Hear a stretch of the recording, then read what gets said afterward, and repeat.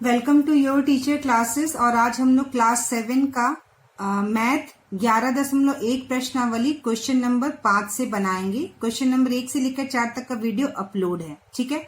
तो question number 5 क्या कह रहा है बच्चों, निम्न कथनों को समीकरण रूप में लिखिए। तो क्या करना है, यहाँ पर कुछ कथन दिया हुआ है, इसको हमें क्या करना है, समीकरण के रूप में लिखना है। तो चलिए हम लोग इस प्रश्न को हल करते हैं। तो चलिए बच्चों, यहाँ पे पहला प्रश्न मैंने लिखा है, किसी संख्या में 6 जोड़ने पर 37 प्राप्त होता है, ठीक है। किसी संख्या में 6 जोड़ने पर 37 प्राप्त होता है। तो बच्चों किसी संख्या को हम क्या करेंगे, मैंने पिछली वीडियो क्लास में ही बताया था, किसी संख्या को हम हमेशा x मानेंगे, ठीक है। किसी संख्या को क्या मानेंगे बच्चों, हम x मानेंगे। तो मान लो किसी संख्या जो दिया हुआ है उसे हमने क्या मान लिया, x, ठीक है। किसी संख्या को x मान लिया। किसी संख्या में 6 जोड़ने पर, यानी इसमें क्या जोड़ना है बच्चों, किसी संख्या में हमें 6 जोड़ना है, ठीक है। तो हमने x + 6 लिख दिया। जोड़ने पर 37 प्राप्त होता है। प्राप्त होता है मतलब हमें मिलता है, यानी बराबर 37, ठीक है। तो ये क्या बन गया समीकरण हमारा, किसी संख्या x में 6 जोड़ने पर 37 प्राप्त होता है। तो जो संख्या प्राप्त होगा उसे आप बराबर = करके हम लिखेंगे, या इतने के बराबर होता है तो वह संख्या हम बराबर के बाद लिखेंगे, ठीक है। प्राप्त होता है तो क्या करेंगे, बराबर वह संख्या हम लिखेंगे, और इस तरह से यह हमारा समीकरण बनेगा। चलिए दूसरा प्रश्न देखते हैं हम लोग। तो चलिए यहाँ पे देखिए दूसरा है, किसी संख्या में 9 जोड़ने पर 25 प्राप्त होता है, ठीक है। तो किसी संख्या को क्या मान लेंगे बच्चों हम लोग, किसी संख्या को मान लेंगे x में 9 जोड़ने पर, तो हम यहाँ जोड़ देंगे 9 जोड़ने पर 25 प्राप्त होता है, तो हम क्या लिखेंगे, बराबर 25। तो इस तरह से हमारा यह समीकरण बन गया। चलिए अब हम लोग इसका तीसरा प्रश्न देखते हैं बच्चों। तीसरा प्रश्न कह रहा है, किसी संख्या में 4/5 बढ़ाने पर 29/5 प्राप्त होता है, ठीक है। तो किसी संख्या में, किसी संख्या को हम x मान लेंगे, में 4/5 बढ़ाना, तो कोई चीज कैसे पढ़ता है बच्चों, कोई चीज बढ़ने के लिए हम उसमें वो चीज जोड़ते हैं, ठीक है। तो x + 4/5, ठीक है।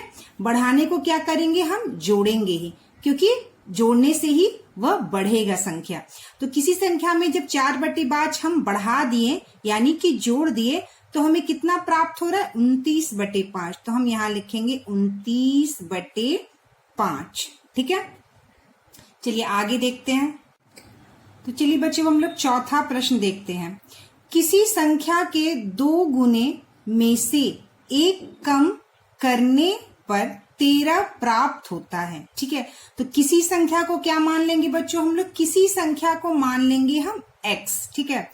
तो किसी संख्या के 2 गुने, ठीक है, यानी x का 2 गुना। तो किसी संख्या का 2 गुना मतलब x हमारा किसी संख्या है और इसका 2 गुना। तो इसका 2 गुना हो जाएगा जब हम इसमें 2 से गुना कर देंगे, तो यह हो गया x का 2 गुना 2x, ठीक है। x का 2 गुना कितना हो गया बच्चों, 2x। फिर कह रहा है में से 1 कम, यानी कम करने के लिए हमें घटाना पड़ेगा, तो हम यहाँ लिखेंगे -1, ठीक है। कम करने पर 13 प्राप्त होता है, यानी बराबर 13, ठीक है, बराबर 13। तो किसी संख्या को हमने x माना और x का 2 गुना हो गया 2x, उसमें से 1 कम किया तो हमें 13 प्राप्त हुआ, ठीक है। चलिए 5वां क्वेश्चन देखते हैं हम लोग।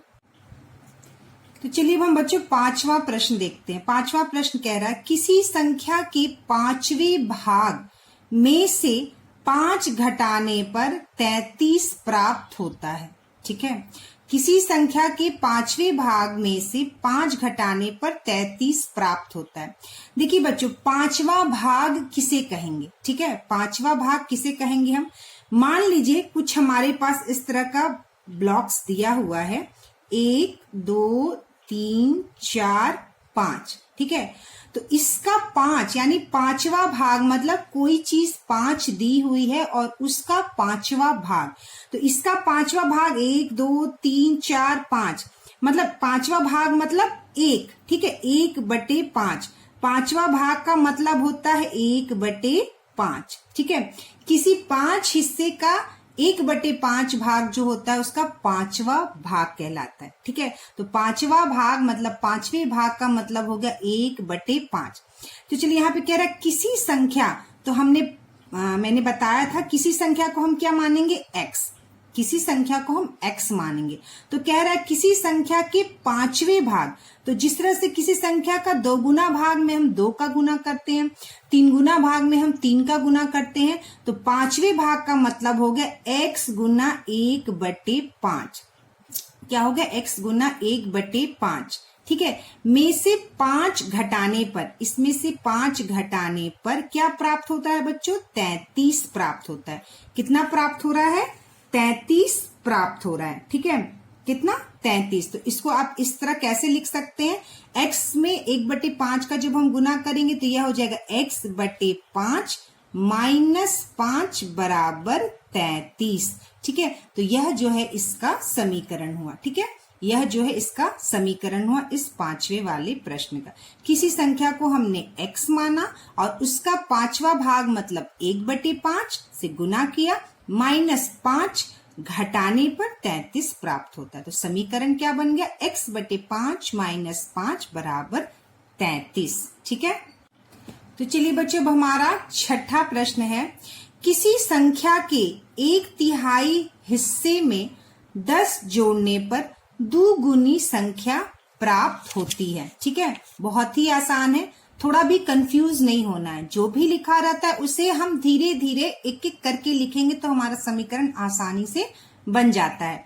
किसी संख्या को मैंने बताया क्या करेंगे बच्चों, हम किसी संख्या को मान लेंगे हम x। ठीक है, कि 1/3 हिस्से में, 1/3 क्या होता है, 1/3।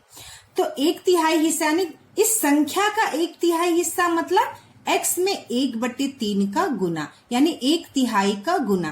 तो x गुना 1/3 तो हो गया किसी संख्या का 1/3 हिस्सा हो गया 1/3। हिस्से में 10 जोड़ने पर, तो हमने क्या किया बच्चों, इसमें 10 जोड़ दिया। तो कह रहा है 10 जोड़ने से दुगुनी संख्या प्राप्त होती है।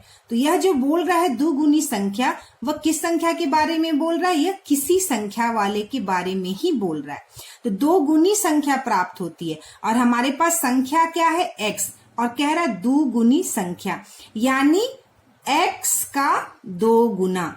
तो दुगुनी संख्या क्या हो गया, x का 2 गुना। देखिए x क्या है, हमारी संख्या है और इसका दुगुना मतलब 2 का गुना यानी 2x। ठीक है, दुगुनी संख्या मतलब x का 2 गुना 2x, दुगुनी संख्या। तो हमारा यह समीकरण बन गया बच्चों। x में 1/3 का गुना करेंगे तो यह हो जाएगा x/3 प्लस 10 बराबर 2x। तो यह हमारा समीकरण बन गया। ठीक है, तो ये हो गया हमारा 5वां प्रश्न। चलिए हम लोग नेक्स्ट क्वेश्चन सॉल्व करते हैं। तो चलिए बच्चों हमारा छठा प्रश्न है, नीचे दिए गए समीकरणों के सामने दिए गए x के मान से समीकरण संतुष्ट है अथवा नहीं लिखिए। ठीक है, तो यहाँ पर कुछ समीकरण दिया गया है और यहाँ पर x का मान दिया गया है। मतलब जैसे पहला प्रश्न है x + 2 = 7, तो यहाँ पे x का मान 5, यानी जो x का मान 5 है वह हमें समीकरण में रखना और देखना है कि समीकरण संतुष्ट है या नहीं। तो चलिए इस प्रश्न को हम लोग हल करते हैं। तो चलिए बच्चों हमारा ये देखिए छठा प्रश्न का पहला है, x + 2 = 7, तो और यहाँ पे दिया है x का मान 5, तो हमें x का मान जो है यहाँ पर रखना है। यह जो x का मान दिया है इस मान को हमें इस समीकरण में रखना और देखना है कि बायां पक्ष और दायां पक्ष दोनों बराबर है कि नहीं। अगर बराबर होगा तो यह समीकरण x के इस मान पर संतुष्ट होगा। ठीक है, तो चलिए x + 2, तो यहाँ पे क्या लिखा है, x + 2 = 7। ठीक है, तो x का मान क्या है, 5, तो हम x की जगह क्या रखेंगे बच्चों, 5 रखेंगे। तो 5 + 2 और बराबर 7, जैसा लिखा है वैसा लिख देंगे। 5 और 2 कितना हो गया, 7, और इधर भी 7, यानी कि यह समीकरण क्या है बच्चों, यह x का मान, इस x के मान पे यह समीकरण संतुष्ट है। तो हम यहाँ पे क्या लिखेंगे, इसका उत्तर हाँ संतुष्ट है। ठीक है, चलिए अब देखते हैं हम दूसरा प्रश्न। तो चलिए यहाँ पर देखिए दूसरा प्रश्न है 7x/2 = 21 और यहाँ x का मान दिया गया है 8। ठीक है, तो यह x का मान जो है इस समीकरण में हम रखेंगे और देखेंगे कि यह समीकरण संतुष्ट है कि नहीं, मतलब x के मान 8 पर यह समीकरण संतुष्ट है या नहीं है। तो हम यहाँ पर लिखेंगे बच्चों 7x/2 = 21। ठीक है, तो x की जगह क्या मान रखना, हमें 8 रखना है। तो चलिए हम लोग इसको रख के देखते हैं। 7 गुना x की जगह हम रख देंगे 8। 7x में यानी 7 में x का गुना है। 7 और x में क्या है बच्चों, 7 में x का गुना है। तो इस प्रकार 7 गुना 8 लिखेंगे। ठीक है, यहाँ पे 7x की जगह डायरेक्ट आप 8 लिख के इसको 78 नहीं कर सकते। जैसे 7 है और x के बदले में 8 लिख के ये 78 नहीं होगा। ठीक है, 7x का मतलब हो गया 7 में x का गुना। तो 7 में x की जगह हमें 8 रखना है, तो 8 का गुना बटे 2 = 21। ठीक है, तो यह 8 जो है 2 से कितने बार में कट गया, 4 बार में। तो हमारा क्या आ गया, 7 चौका 28 और यह 21। तो यह बराबर का चिन्ह हम नहीं कर सकते बराबर, और इसको हम इस तरह से काट देंगे। जब कोई चीज बराबर नहीं होती है तो बराबर के चिन्ह को हम इस तरह से काट देते हैं। ठीक है, कट कर देते हैं, यानी कि इसका अर्थ होता है कि 28 जो है 21 के बराबर नहीं है। तो आप देख सकते हैं कि x के मान 8 पर जब हम यह x का मान इस समीकरण में रख रहे हैं तो यह संतुष्ट नहीं हो रहा है। तो हम यहाँ उत्तर लिखेंगे नहीं। ठीक है, क्या उत्तर लिखेंगे, यह संतुष्ट नहीं हो रहा है। ठीक है, तो चलिए तीसरा प्रश्न है बच्चों 2x + 3 = 19 और x का मान दिया है 4। तो इस x के मान को हम इस समीकरण में रखेंगे। ठीक है, तो यहाँ लिखिए 2x + 3 = 19। x का मान 4 है तो हम यहाँ पे रखेंगे।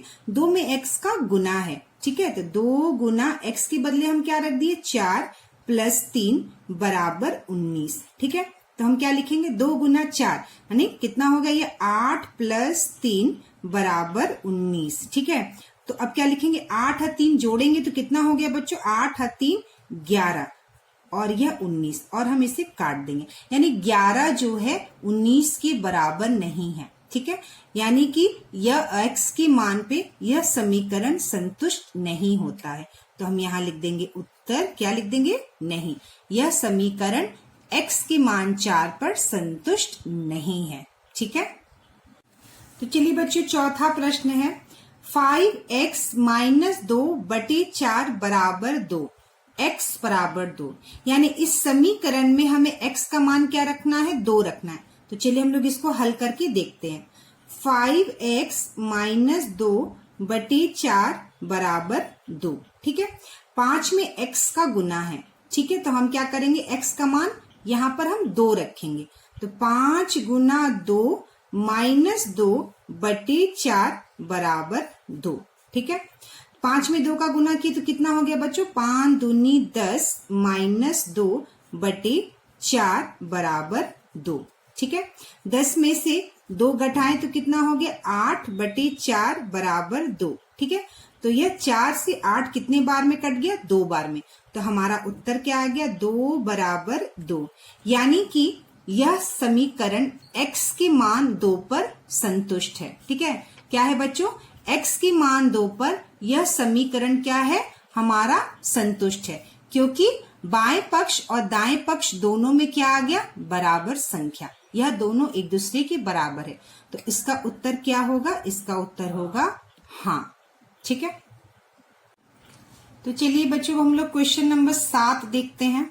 सारणी में दिए गए मान से निम्न समीकरण हल कीजिए तथा बताइए कि किस मान के लिए समीकरण के दोनों पक्ष बराबर हैं। ठीक है, तो यह जो बना हुआ है इसे कहते हैं सारणी। तो सारणी में यह आपका जो सारणी के ऊपर समीकरण दिया हुआ है। ठीक है, x - 2 = 3x - 8। तो एक पक्ष में x - 2 लिखा है और दूसरे पक्ष में 3x - 8 लिखा है। ठीक है, यहाँ पर दिया है x का मान, बायां पक्ष और दायां पक्ष। तो x - 2 बायां पक्ष है और 3x - 8 दायां पक्ष है। करना क्या है बच्चों, हमें एक बार हमें x का मान 0 रखना है बाएं पक्ष में x के और दाएं पक्ष में भी x के, और हमें देखना है कि किस जब हम x का मान 0 रखते हैं तब दोनों पक्ष बराबर होता है, x का मान 1 रखते हैं तो दोनों पक्ष बराबर होता है, किस x के मान पे हमारा दोनों पक्ष बराबर होता है। तो चलिए इस प्रश्न को हम लोग हल करते हैं। तो बच्चों मैंने प्रश्न को यहाँ कॉपी में लिख लिया है। x - 2 बराबर 3x - 8, ठीक है। x का मान हमें 0 रखकर इन दोनों पक्ष में देखना है कि क्या हमारा संख्या या क्या हमारी वैल्यू आ रही है, ठीक है, और वह जो है दोनों पक्ष एक दूसरे के बराबर हो रहा है या नहीं हो रहा है। तो x - 2, ठीक है, तो x - 2 यानी कि हमें x की जगह क्या मान रखना है, 0, तो 0 - 2 यह आ जाएगा आपका -2, ठीक है। क्या आ गया हमारा, -2 आ गया। अब 3x - 8, तो हमें x की जगह क्या मान रखना है, 0, तो 3 गुना 0 - 8, तो यह कितना हो गया बच्चों, 3 में 0 का गुना किए तो 0 और 0 - 8 हमारा आ गया -8। तो इधर हमारा वैल्यू आ रहा है -2 और इधर हमारा x जब हम दाएं पक्ष में रख रहे हैं तो हमारा मान आ रहा है वैल्यू -8। तो -2 -8 के बराबर नहीं है, ठीक है। तो हम यहाँ पे लिख सकते हैं -2 जो है वह -8 के बराबर नहीं है। तो x के मान 0 पर इन दोनों का पक्ष जो है क्या है बच्चों, बराबर नहीं है, ठीक है। तो चलिए अब हमें क्या रखना है, x का मान 1 रखना है, ठीक है। तो यहाँ पे हम लोग लिख लेते हैं x - 2 और यहाँ है 3x - 8, ठीक है। तो x का मान हम 1 रखें और -2 यानी 1 में से 2 को घटाएं, छोटी संख्या में से बड़ी संख्या, तो यह हमारा आ गया -1। और यहाँ पर हम x की जगह क्या रखेंगे, 1, 3 में x का गुना है तो 3 में गुना 1 -8, तो यह क्या हो गया बच्चों, 3 1 3, 3 -8 बराबर यह हो गया -5। तो हम लोग देख सकते हैं कि -1 जो है वह बराबर नहीं है -5 के, ठीक है। तो यानी कि बायां पक्ष दाएं पक्ष के बराबर नहीं है, ठीक है। चलिए अब हम लोग दूसरा मान रख के देखते हैं। x का मान क्या रखना है, अब हमें 2 रखना है। तो x - 2 है इधर और इधर क्या है 3x - 8। तो x का मान जब हम 2 रखेंगे तो 2 में से 2 घटाएं तो कितना आ गया हमारा, 0 आ गया। और 3 में गुना x है और x का मान हमें क्या रखना है बच्चों, 2 रखना है। 3 गुना 2 -8, तो यह कितना हो गया, 3 दूनी 6 -8 बराबर 6 में से 8 को घटाएंगे कितना आ जाएगा हमारा -2। तो हम यहाँ देख सकते हैं बच्चों यह बायां पक्ष 0 जो है बराबर नहीं है दाएं पक्ष -2 के, ठीक है। चलिए अब हम लोग x का मान 3 रखते हैं, ठीक है, क्योंकि हमारा प्रश्न में 0 1 2 3 x का मान दिया हुआ है। तो x -2 और इधर है 3x -8, ठीक है। अब x का मान हम 3 रखेंगे तो 3 और यह -2, 3 - 2 कितना हो गया, 1 हो गया। अब यहाँ पे x का मान हमें क्या रखना है, 3 रखना है। 3 में x का गुना है तो 3 गुना 3 -8, 3 गुना 3 कितना हो गया बच्चों, 9, 9 -8 बराबर 1। तो आप यहाँ पर देख सकते हैं बच्चों 1 जो है 1 के बराबर है, 1 जो है 1 के बराबर है, ठीक है। तो प्रश्न में हमारा उत्तर क्या आ जाएगा, x बराबर 3, यह हमारा उत्तर हो गया। यानी x का मान 3 पर यह दोनों समीकरण के बाएं पक्ष और दाएं पक्ष दोनों बराबर हैं, ठीक है। तो छठा वाले प्रश्न में हमने हल किया था अभी कॉपी में, हाँ नहीं नहीं हाँ, इस प्रकार आप यहाँ लिख सकते हैं।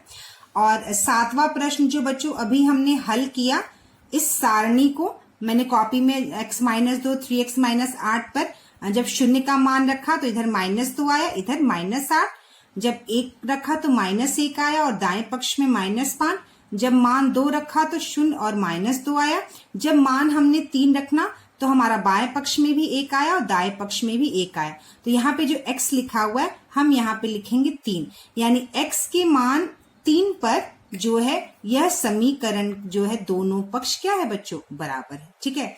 चलिए